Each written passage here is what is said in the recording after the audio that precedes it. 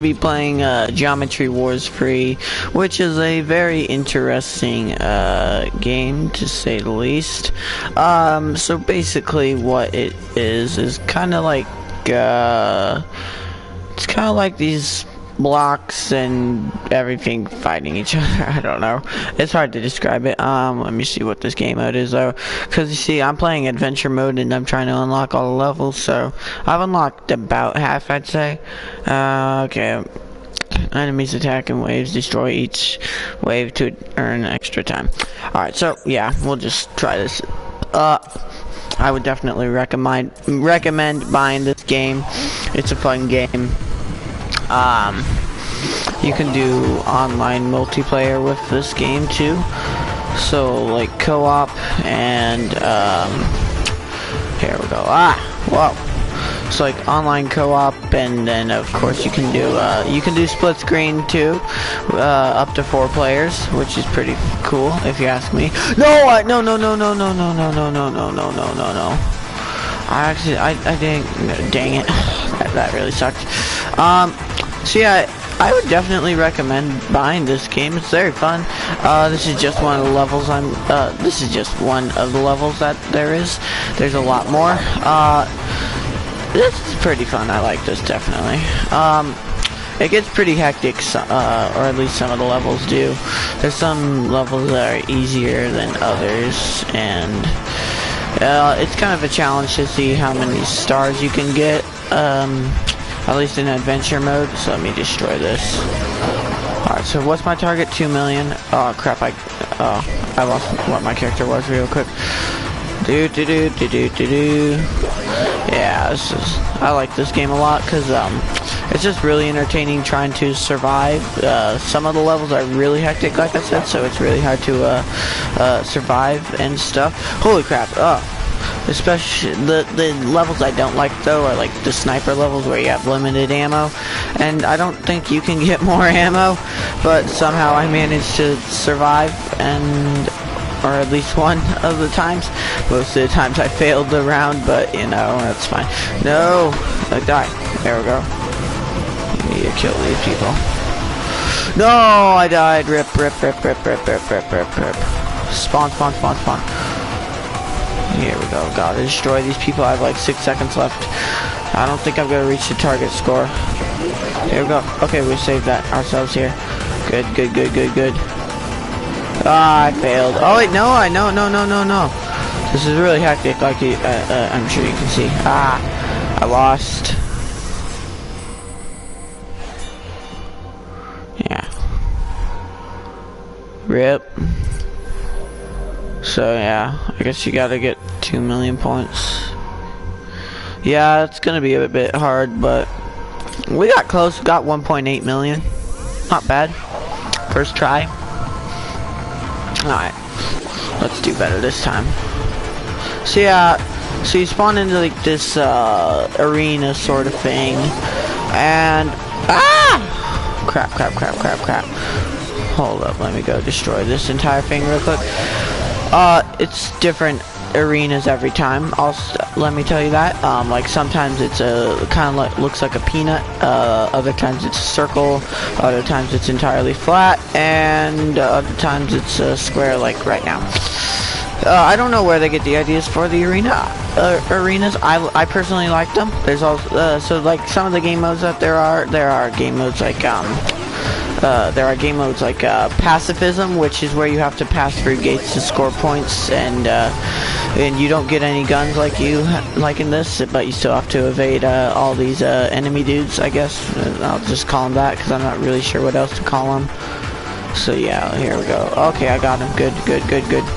I'm just gonna go around destroying things like this. Yeah, it gets pretty hard on some of the levels, especially pacifism, because like the enemies start spawning really quickly, and that's really hard to deal with. I like it though, because it's definitely a challenge and it is quite entertaining. I died. Rip. I'm not doing very well. I need to start doing better. Yo, where's the spawn? There we go. Gotta destroy this. There we go. Alright, come on. Yeah. Woo. Let's bomb these dudes. I was gonna send bombs around here. Like, here we go. Take that. Where's all the commies coming from? Here we go. Yeah, so you can get power-ups like that if you destroy like all the stationary things, which I like. Here we go.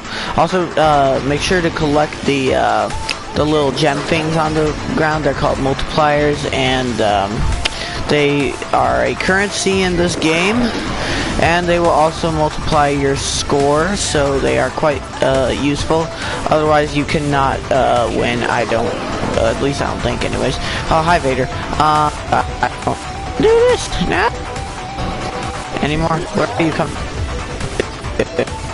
A bit longer, which is a good thing. I need a better gun. Yeah, I'm just gonna, yeah, just ammo around. And we got, yes, we got it. We survived for a bit longer. That's a good thing. Here we go. Ah, we did reach the first target score though, so I'm proud of that. Got 1 star. Not terrible. Not terrible. For most of the levels, I just have 1 star because I just go and like as soon as I beat the level, or at least get like 1 star, then I will go on to the next level. So yeah, this is the game mode called pacifism, and I actually have a lot of multipliers right now. I could definitely buy something. Oh my gosh, 400,000 points though. That's gonna be a problem. So yeah, anyways, it also has leaderboards, and I just have 1 friend on here. I don't actually know the guy in real life, but I friended him because I wanted to do online multiplayer with him, so I could actually unlock some stuff for when my friends come over. Cause the levels in the multiplayer are, or for co-op, are like the same, I think, but and in the same order, I think, but your progress from single player does not transfer over to multiplayer, which in my opinion is really annoying. Alright, yo, is this really all I have? Yeah, I thought I had an attack. Oh yeah, I do. It's just not available on this level. Here, I'm gonna upgrade this. Upgrade. Ah, I'm out of gems. Yeah, so you run out of gems pretty quick, or multipliers, I mean, pretty quickly. Oh wait, yeah, that's right. And no guns. Where's the? Yeah. Hold up. What am I supposed to do? Do I hit? Okay. I didn't. Or I didn't read the thing really. I thought it was going through the gates. Okay, so I guess I gotta hit these mines. That's cool. That's very interesting. Ah! No. Here we go. It's a very interesting game. Nope. Come on. Crap. I cannot hit these. At least very well. Alright, 400,000 points is definitely gonna be really hard. Here we go, we gotta get one of these. Good, they're dead. So I guess you just gotta crap. I died. I only got 6,300 points there, that was not good. I'm not doing very well getting the multipliers. Like I've said, that's what you need to be able to score a lot of points. Whoa. Here we go. There we go. Gotcha. Give me all the multipliers. I need them. I'm not getting. Why am I not getting any? Yeah, I should get a few. No. Here. Bomb. There we go. Yeah. Okay. So I guess. Do you only get the multipliers from one of these purple things or pink things? Wow. Skills, man. Skills. Oh, yeah. 140. I'm triggered. I was just about to say how happy I was about 140,000 points. But then that purple dude came along and screwed my life. Very nice of him. That's for sure. Okay, yeah, I need to kill him. Ah! Can I not go through this? This is so problematic. Okay, so these blue things, they lay the bombs that I go through. Okay. Ha! Sucker. There you go. You're dead. Whoa! No, that's not good. Oh, wait. Yeah, that's just because I have a shield around me, so I can do that. So yeah, right now I just have a ×1 multiplier. There you go, you're dead. Ha, suckers. No, that didn't get him. No. Okay, so apparently my friend or person I friended got 1.2 million on this, almost 1.3 million. So I'll just say 1.3 million, but that's pretty good considering I can't even get a first star on this. I have to be honest though, I definitely like the gun levels more. It's a lot more fun. Oh, come on. 2,400 points sucks. Yeah, let me follow you. There we go. Boop. Yeah. So yeah, there's a lot more of these things start spawning as the levels go on. There we go. No. Nope, not today, bud. Alright, yeah. No.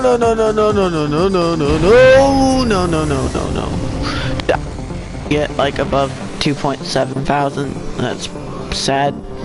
I need to actually get multipliers, otherwise I'm screwed. Like I said, you cannot really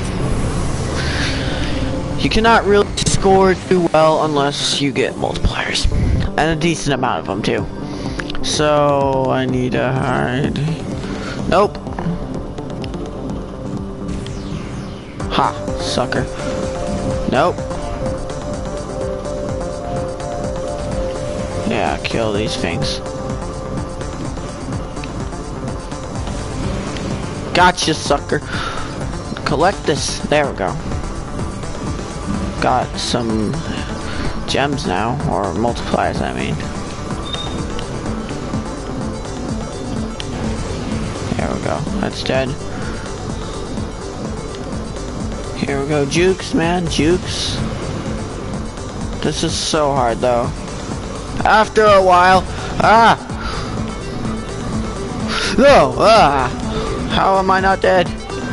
261,000. That's a new high score. You see the multiplier? No! No! Ah, that really sucks. That really sucks. We had a good run right there. That was a good run. Ah. Here we go. Die. So yeah, kill these things, you get more points, basically. But the purple things will give you the multipliers. Ah. Ha! Sucker. Ha! Sucker. Here we go. Ah! Don't want to touch him. Nope. You're dead. Have a nice day. Alright, we're doing okay. No! Ah! Here we go. No! Okay, come on. Ah! Nope. No!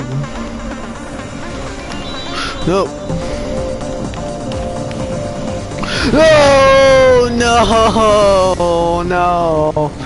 I was doing well there, 65,000. As the levels go, or as you progress, the levels get harder and a lot more annoying. I'll say that. I don't necessarily like this level too much because it does not involve friggin' guns.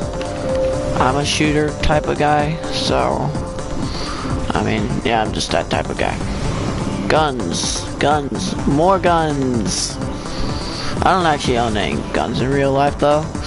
I'm not against guns, but I don't want to own them because I have no need for them. I mean, target shooting is fun. I do like that, but I just don't think I really need one in the house. I can go out to a shooting range and just rent a gun or something and do that, yeah, if I want to go target shooting. I mean, I have no need to own a gun. And then again, I'm not against guns, so. I know a lot of people are, but gun control is all about control, and it does nothing but screw the individual. Crap, I hate that dude.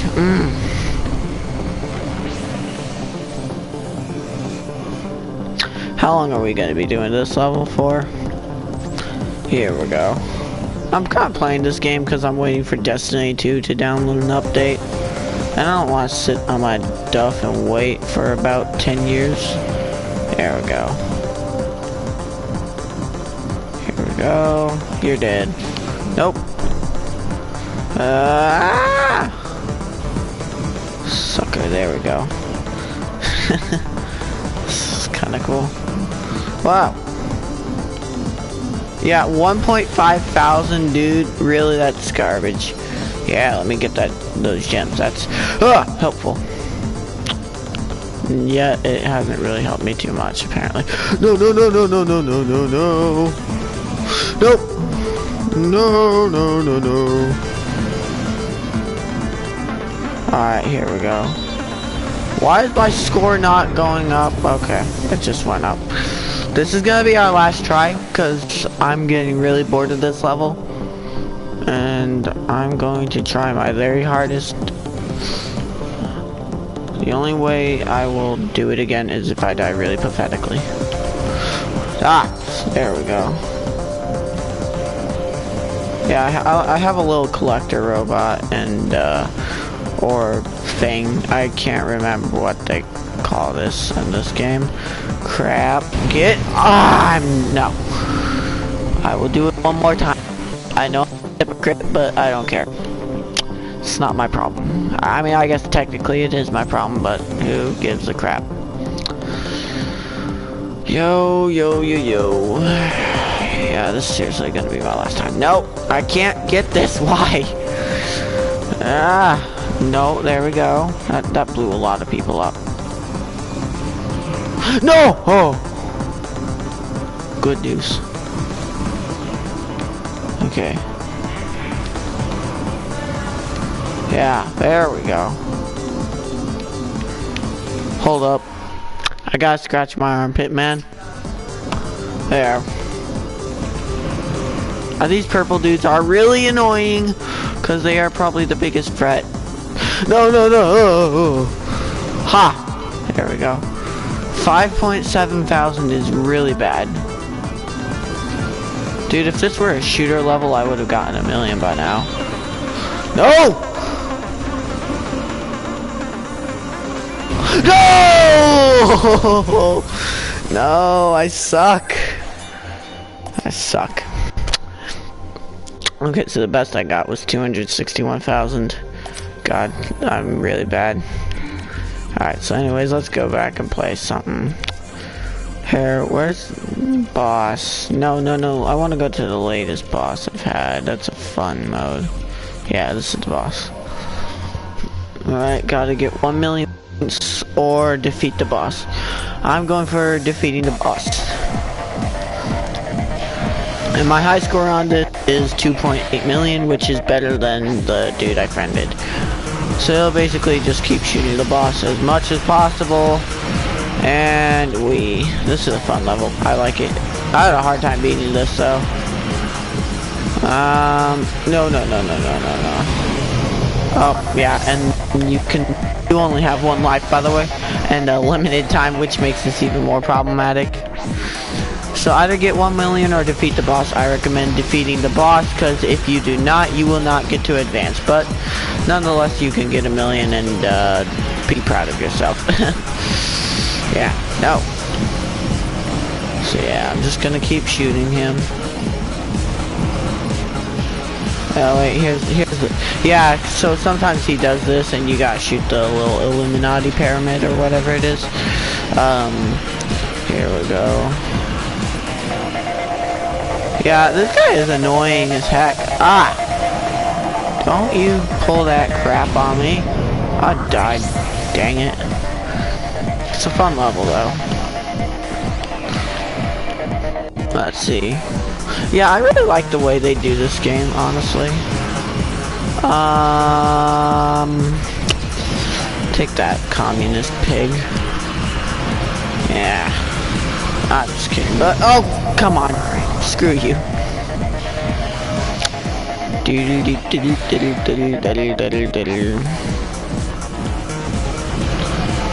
just gonna do this and he will die. No, that's not good. No, that's not good at all. Yeah, you die.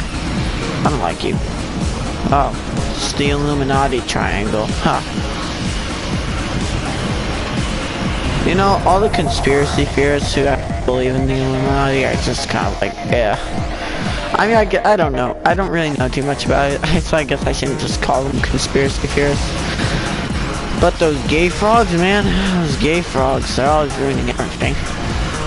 I like, really, Alex Jones, really? So it's really the smartest thing you can say? I mean, like, gay frogs. Where did we come up with that, bud? We sure creates some epic memes, though. But, you know, memes are only so effective. Gosh dang it. I keep getting screwed by one of those things. Because I'm always paying attention to the bosses and not the little midget things, whatever they are.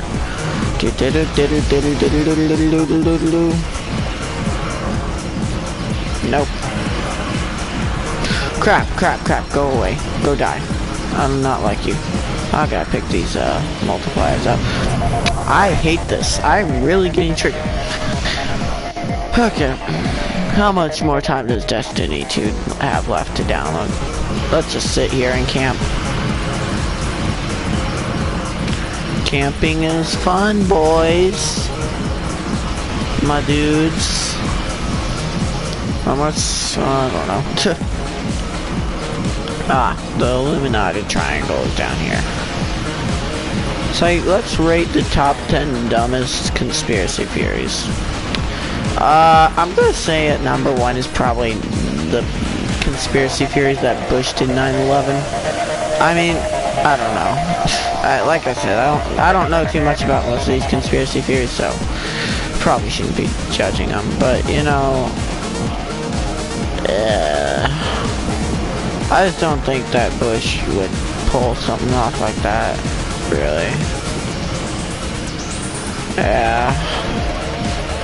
I mean, of course, you could say that gives him political gain, which is true. In the 2002 midterms, his party was able to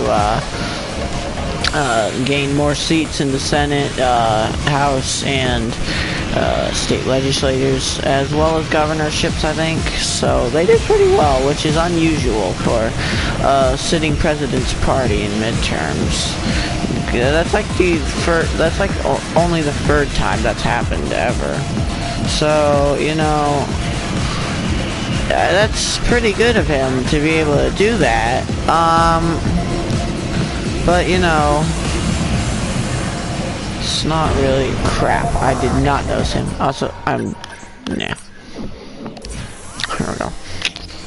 So let's see. Let's go back to a mode over here.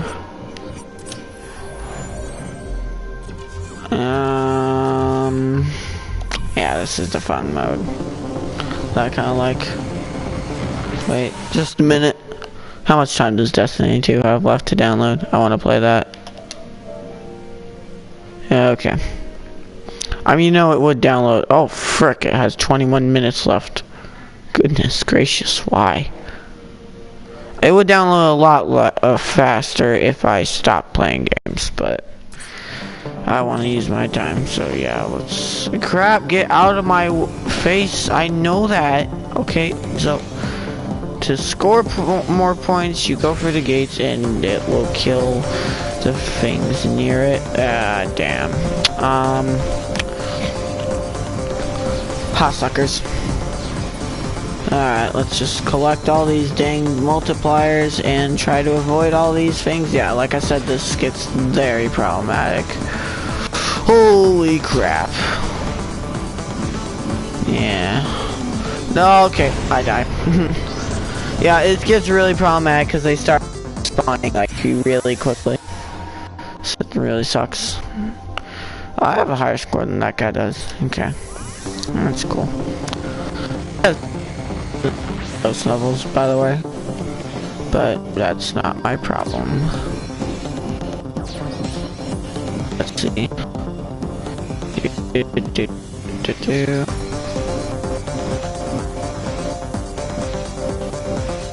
I'm gonna go for the gates and kill some of these dudes. Otherwise, screwed. No! Dang it, I missed him. I do not want to do this again, though. I'm getting really bored of this game, to be honest. Oh, let's try it. And if this still bores me to death, then I'm just gonna go and get off. Just need to update. I'll just look at or something. Always things to do. Always cool. Okay, frog. It's like gay frogs. Those freaking gay.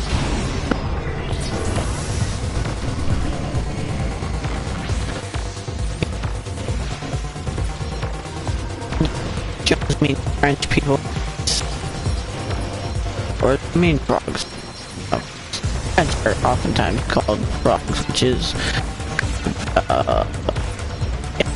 if you ask me, because they ours first. Well, a lot of other countries surrendered in World War II, you know, and stop being that type of people who just say everybody who surrenders is a coward. No, it's people leading the French pussies, but I mean not pussies, but sorry about that, but just really fucking idiots, all I have to say. Just fucking idiots.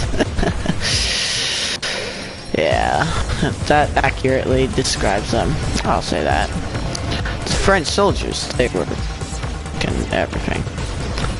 And there were some generals for the French in World War II. Not the greatest generals, but you know, okay, crap. I'm kinda liking this. I'm gonna try to survive this one more time. But, it's just the problem is, like, the main leadership, like, the prime minister or whatever you call him of France was an idiot and had no clue how to do it at all.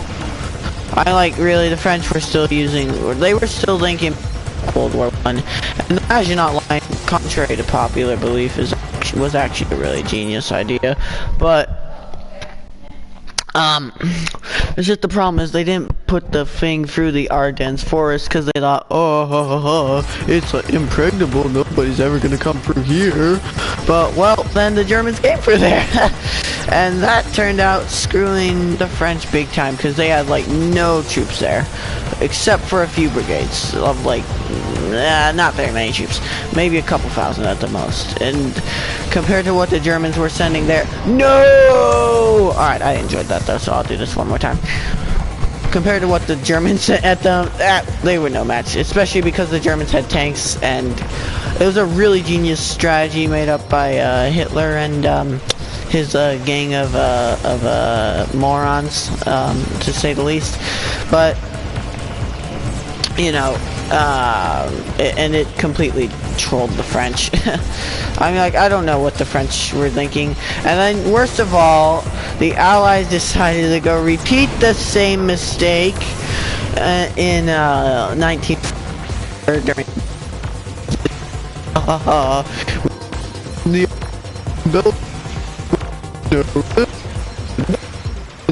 through here, they didn't leave there.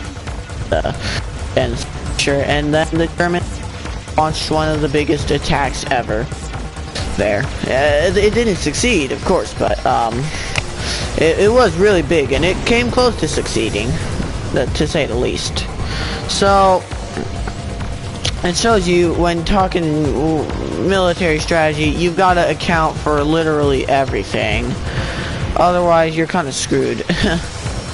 Like the French troopers were no doubt heroic and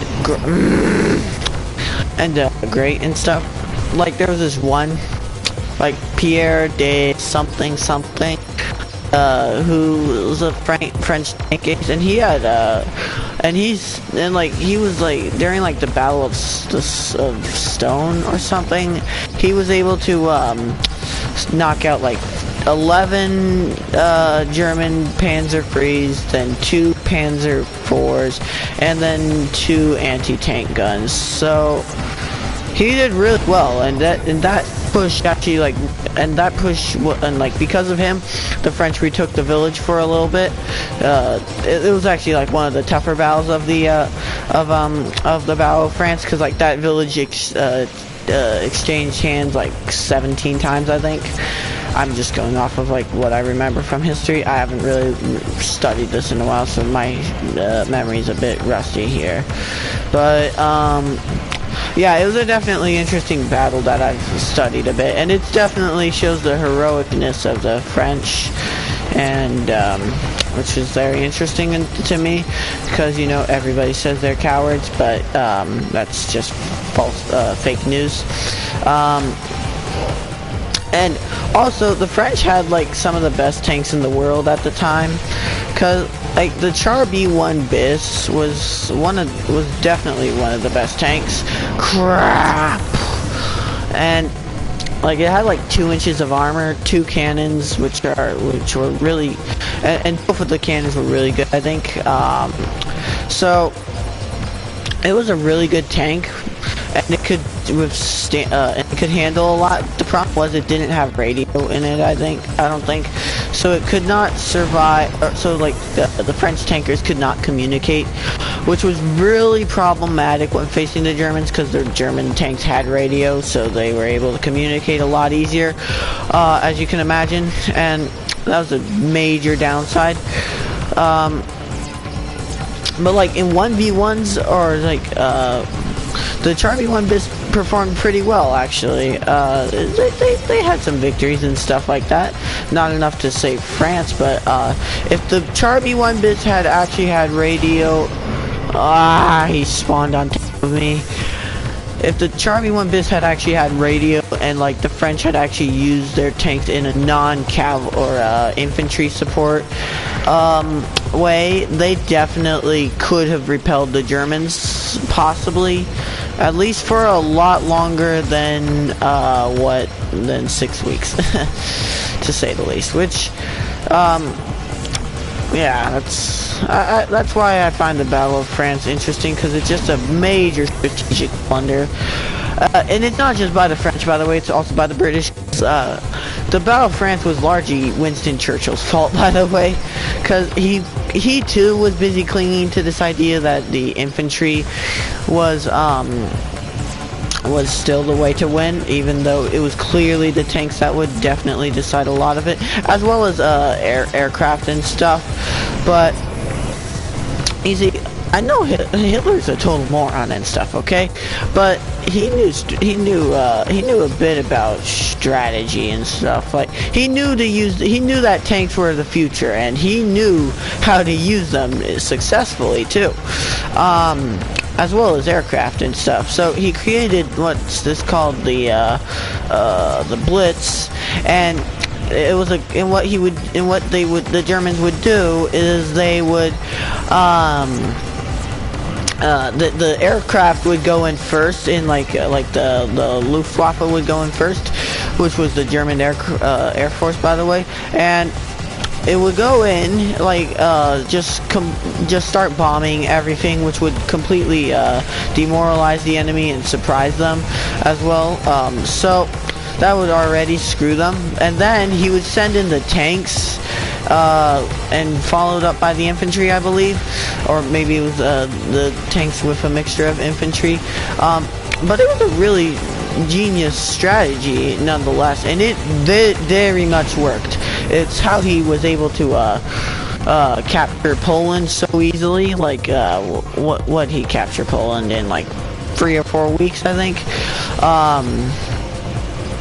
And then he was also then of course it was able to completely destroy France. And by the way, France and Britain, the troops that they had, so France and Britain both had troops in France, and that equaled about 3 million troops, and the German invasion force was about 2 million, and they also had less tanks than the French and British did.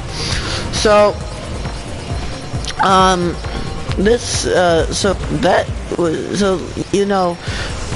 that was definitely the wrong thing to do, but the problem is, and the French and British could have possibly rebelled, and the French and British definitely could have rebelled, or repelled the Germans, but the problem is they had, like I've said before, their strategy was terrible and awful and everything like that. So anyways, so the Germans, they might have had less troops, but they knew how to use them a lot better than their opponents did. Although later in the war, Hitler started becoming, he was not such a big military genius, because since he was scoring so many victories early on, he was thinking that, and he was getting overconfident, I mean, and yeah, that's kind of what caused his downfall. And also his generals were quite the brilliant people too, by the way, because if he hadn't had them, he probably would never have been able to do these invasions successfully. And by the way, the original plan for France to invade, for Germany to invade France, was to do the exact same thing they did in World War I, which is what the French and British were thinking that they were going to do. So, but the reason the Germans didn't do that was because, there was one of their planes got shot down, and it was carrying those plans. So the French and British found this, and the plans reaffirmed what they had been thinking all along. So they just they thought they were right, and just continued to be idiots in general, but and not think that Hitler might change his plan. So it's kind of like, oh my gosh, bro. Yeah, it was definitely a major strategic blunder on their part. Been shot down. That would have been the plan that the Germans would have carried out during the invasion of France. And history, as we know it, could be very different right now. For one thing, France surrendering might never have been a thing, because the British and French prepared for that. They did. They didn't want to repeat, or they kind of wanted a repeat of World War I, like being able to dig in and just cause like a stalemate a bit. But sadly for them, Hitler and his generals figured out a way around that.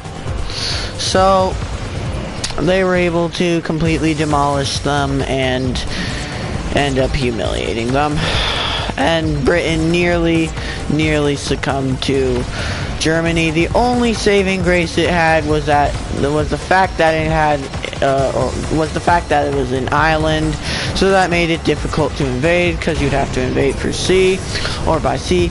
And the Germans were going to invade Britain, but it depended on the success of like the Blitz in England or something. Oh, and by the way, like the strategy that the Germans used to invade Poland and France was actually called the Blitzkrieg. I said it was the Blitz earlier. So, anyways, their strategy depended on the Blitz and like eradicating the Royal Air Force, which was the British Air Force. But the problem was they were doing a very good job at eradicating them for a long time, but then the British decided to go and bomb Berlin, which just infuriated Hitler, and he wanted to get back at them. So this is where Hitler starts to make this is like one of the early mistakes Hitler makes. He made a few mistakes before that could have seriously crushed the British and French. And we'll get into that in a little bit. But so what Hitler did is he got so infuriated he decided to stop the bombing of the RAF's airfield, which was working very well, and it was crushing the RAF. So he stopped that, and he decided to start going he decided to go and start try to wipe out all the British cities and everything, which which killed a lot of people. But for the Allies, even though it killed a lot of people, it was a saving grace for them, because that allowed the RAF to somewhat recuperate a bit, and they were able to mount a better defense of their of Britain, and it ended up, and that better defense ended up costing the Germans the invasion. So the Germans were had to cancel their plans to invade Britain, because Hitler had gotten so infuriated over one bombing, which so that bombing possibly just cost Hitler the war. Well, I'm not joking, the entire war, like literally. Britain could have fallen under Nazi hands very easily. Its army would have quite possibly been destroyed. Although Britain was an interesting enemy, because it was such a big empire. Like at the time of World War II, like 25% of the world was under British occupation. So it would have been an interesting war. But the problem is once Britain would have fallen, they still would have the Germans still would have had to fight the British, because the British simply would have gone to Canada or some of their African colonies and stuff, or India and stuff like that. But then the Japanese probably would have suddenly joined in right there instead of joining in 1941. So the whole thing was really problematic. It would have been, the war would have dragged on for quite a bit, possibly. But in the end, Hitler probably would have defeated the British Empire, because, you know, Britain was not the power that Germany was. Germany had France, Poland, or part of Poland, I mean, a lot of Belgium, the Netherlands are under their control, and it's not getting quite a bit of also they installed the German-controlled dictatorship in France, Vichy regime, or Vichy government, which technically was a French government, but it did do a lot of what the Germans wanted, like rounding up the Jews, and it also, so the Germans actually allowed the Vichy France to keep their overseas colonies, but, you know, eventually the Germans kind of got tired of these Vichy French. They just decided to take them over, kind of. It was even the invasion of Vichy France would last even shorter than the invasion of France. The Vichy French government literally succumbed in a day. So that was really problematic for the French. So suddenly, and that was like in 1942. So suddenly, the Germans controlled Vichy, all of France, actually. So more resources. Oh, and by the way, which was the thing, they were Germany was forcing them to pay like 400 million French marks, or whatever they're called. Dollar is called, to Germany. So pay quite a bit of tribute just to exist. And that was pretty problematic. So, you know, they basically controlled France when it was a country, and then obviously when they went and invaded Vichy France and captured it, they controlled everything they wanted there. So that was bad for the Allies, definitely. And also, Vichy France and they were technically neutral, but, or like, I don't know exactly, but like, they kind of wanted to remain neutral, but then Churchill decided that he did not want the Germans requisitioning the French battleships that were in this one African port, and there were like 3 of them, or 3 battleships, and then a few other ships, I think. And so he decided to send the Royal Navy to go and wipe them out, which they did, and they killed, and the Royal Navy was able to kill more than 1,200 French sailors. And I don't even think like 20 soldiers. Bad. It has caused lasting resentment between the French and British. It's an action the Royal Navy regrets, and it's still not very well liked by the French. Although I mean, I think we can all understand why they did it. Germany was so powerful at that time. They already had a very powerful navy, the Kriegsmarine, I believe that's what it's called, and this was a very powerful navy. I don't think it was as powerful as the Royal Navy, but it was a force to be reckoned with nonetheless. Like, it had ships like the Bismarck and stuff like that. So you can imagine the British were quite afraid of that, especially because the Germans were busy sinking a British ship like every day. I'm not joking about that. That's literally what the French were doing. So for the British, they did not want the Germans to suddenly get themselves 3 new battleships, all for free. So they did that. So they went and destroyed the French Navy, essentially, and then of course they went and captured a bunch of other French ships, and they gave those French ships that they captured to Free France, I think, or at least a lot of them. And Free France is actually really interesting to read about, by the way. It's a country, or it's a group of people worth recognizing for their accomplishments. They fought very hard to free France. There were some really notable defenses and attacks they made. Like there was this one battle in North Africa where they were able to hold on to this fort for more than 2 weeks, despite being completely surrounded, and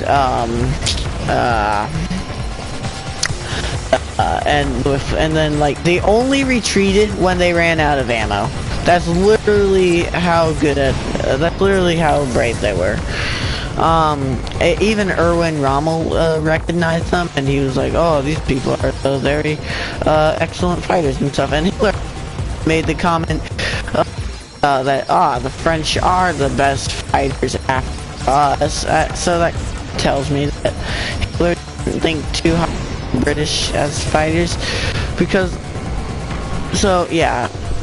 And a lot of the soldiers fighting for Free France weren't too.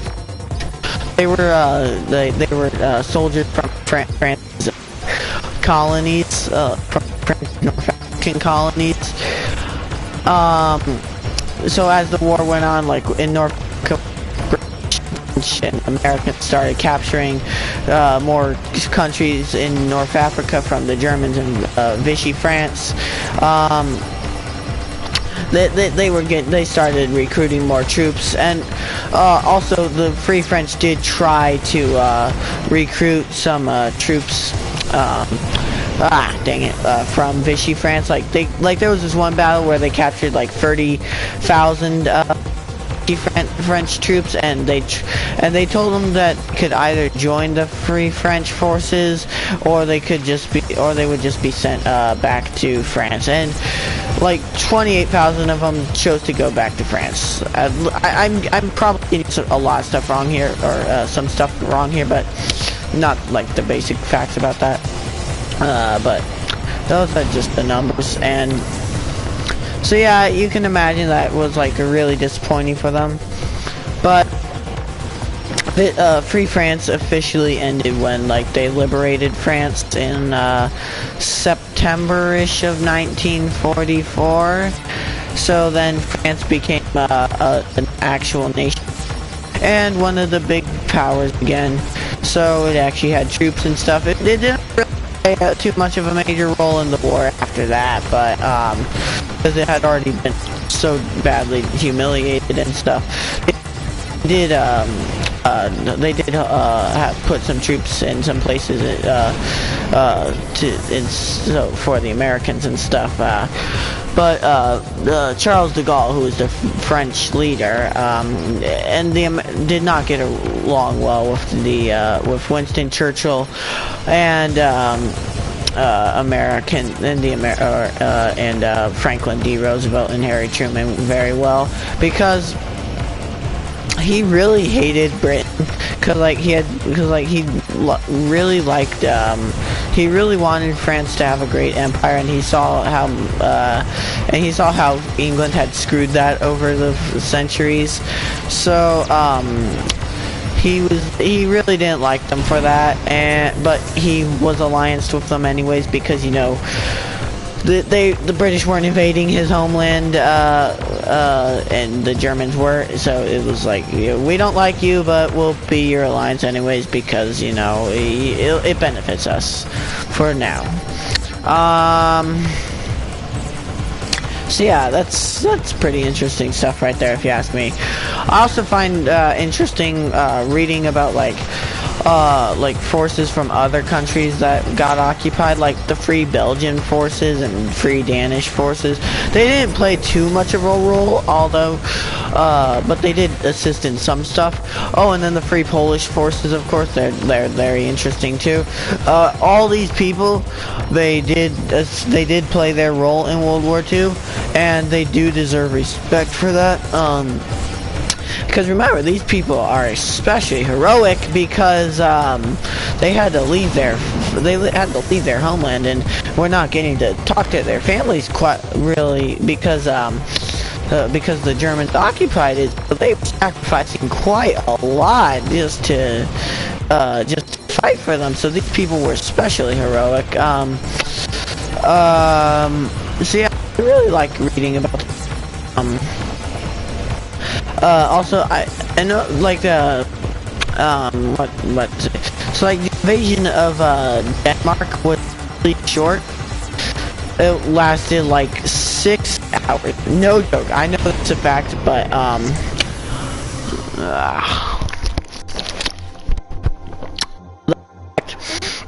because how much time do I have left?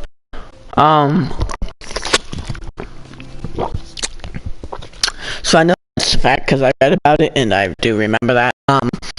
So that definitely was pretty unfortunate, but they actually offered some interesting resistance to the British, to the Germans. It was really cool. Or I don't know. Like, they were able to destroy a few German vehicles, and they tried fighting hard, but then their government surrendered. So yeah, that was pretty unfortunate. Denmark's a really small nation, so and it also has a really poor military, at least at the time. And then of course Norway. That's also pretty interesting reading about. So like what Norway did, or they were able to hold out for 3 weeks, and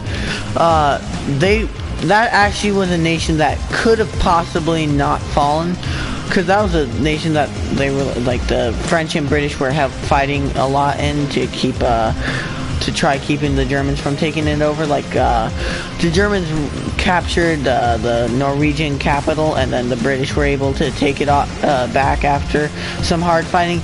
And that was a country that definitely could have been defended, but the problem is the British and French had to withdraw like all of their forces after the defeat in France, or even while France was being invaded, and that was really bad for them. But it could have been successfully defended. I'll say that.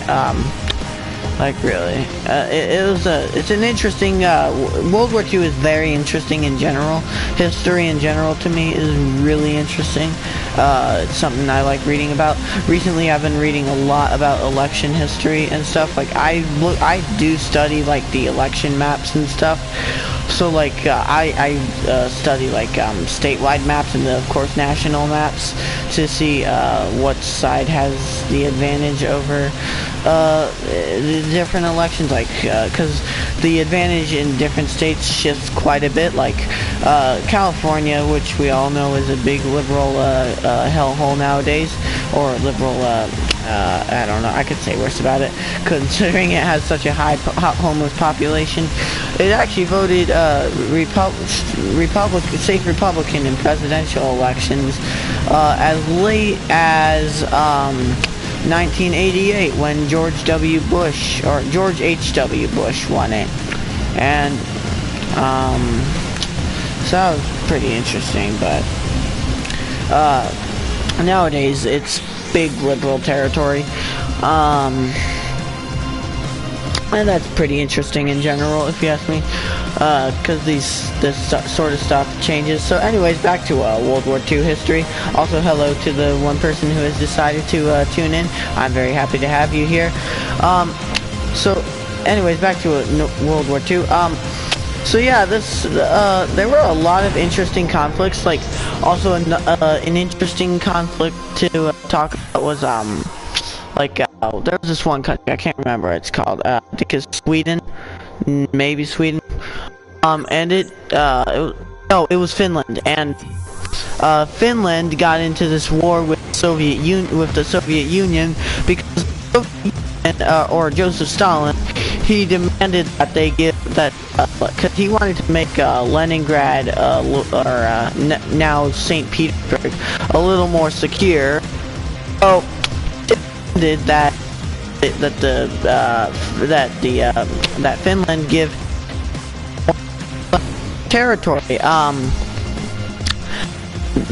Something Finland did not want to do, and if you're wondering why he wanted more territory from Finland, it was because Leningrad was really close to the Finnish border with the Soviet Union. So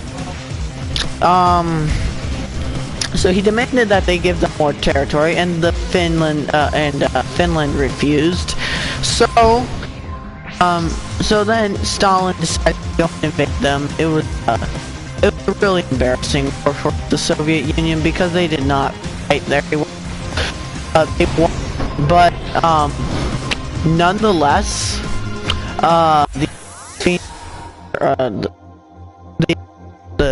Finland suffered 25,000 casualties or deaths compared to the Soviets' 125,000. And the reason that was the case was because the Finnish were really good at mountain climb, or ski or mountain fighting. So like they would use skis and go and fight the Soviets with them. And the Soviets were not really very good troops, because like the USSR's military consisted of a lot of conscripts who were underpaid. And also the fact that they were kind of lacking on leadership too, because like the year before or something, in like 1937 or something, Stalin had executed about 37,000 Soviet generals, because he claimed they committed treason or something. And this left the Soviet Union really needed leadership, and that was really problematic for in that war. So they were lacking on leadership or good leadership, and the Finnish had some okay leadership, I think. But the reason the Finnish were not able to win the war was because the Soviet Union simply overpowered them with their men. They had way more men than Finland did. And no, I don't want to get sucked in there. That's like a tornado thing. Whoa. And that's the reason they lost, because the Soviet Union, if it had been like if like each side had an equal amount of men, or like the Soviet Union had just a few more men or something like that, the Finland probably would have won. And this is one of the big things about the Soviet Union. It could take a lot of casualties in wars and stuff like that, which is the downfall, which is why invading it is so hard, because no matter what, they always get more men. They always get more men. And it's like you can kill like 100 Russians, and then 200 more Russians will just show up in their places. So that was what cost the Finnish the war. And ironically, it would have been a lot better if the Finnish had actually just given Stalin the territory that he wanted in the first place, because they ended up having to give more territory than they would like than Stalin originally liked, and lost like 11% of their economy or something, or economy force or something like that.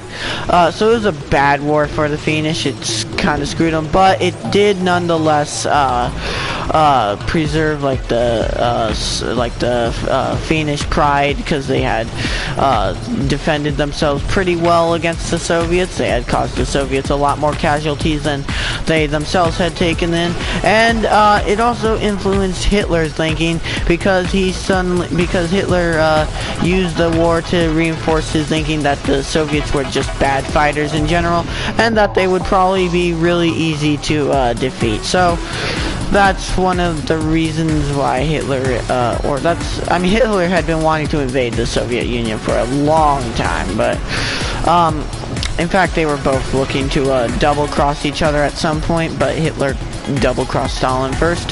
So that's one of the things that influenced Hitler's thinking. So all this stuff influenced people's thinking, and this is very problematic too, not to say the least. But because during World War II, the Soviet Union lost like 20 million people, I think. It was a lot of people, and it was more than any other country had lost. The second country with the second highest death rate was or death amount was China, which lost 16 million people, because the Japanese were super brutal in their invasion. And when I say brutal, I just could go on for a long time. Like there's so many instances where the Japanese just brutally murdered Chinese citizens, like the rape of Nanjing. They killed about 200,000 civilians there. So it was a really hard war for China to fight, and what made it even worse was China was in the middle of a civil war. So when Japan invaded, the people fighting in the civil war were the communists and the nationalists, and so the nationalists and the communists agreed to have a ceasefire, or like a temporary peace agreement, so they could hold off the Japanese. And this they did their best in, but the Japanese were able to end up conquering a lot of China. Then the Japanese also conquered Korea too. And yeah, it's just one of the things, like, you know. But and so, like, even before World War I started, China was getting I mean, I meant to say World War II, by the way. Even before World War II started, China was getting some assistance from the U.S. Like, the U.S. kind of like, so like these former Air Force pilots for the U.S., they decided to go over to China and fight for the Chinese to help stop the Japanese. So they were busy flying these P-40 Warhawks, and they were able to, and they were actually a bit successful too. They definitely helped the Chinese out quite a bit. They were a major assistance to the Chinese. I mean, I don't know if I'd say major, but they helped the Chinese out because the Chinese Air Force was not the best. And Japan had one of the best Air Forces of World War II. Like before, like when World War II, like when America entered World War II, Japan easily had a better Air Force than America did. And like that's why, like, they had planes like the A6M0, which were able to fly a lot faster than the Americans, like P-40 Warhawks and Wildcat fighters. And while they were lacking in armor, they were able to fly faster, and they could also shoot better too, I think.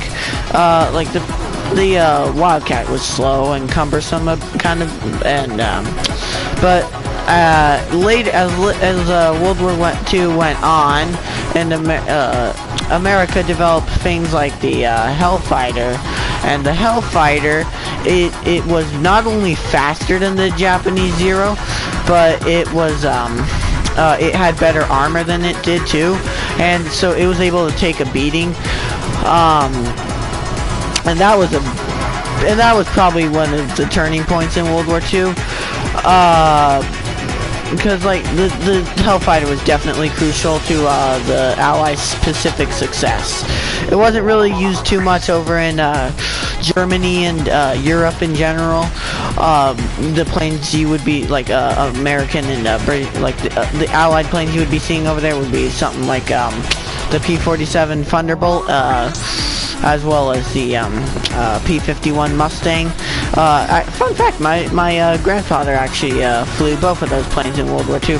I don't know if he shot any planes down though, but he bombed, he was busy bombing German supply lines and stuff like that.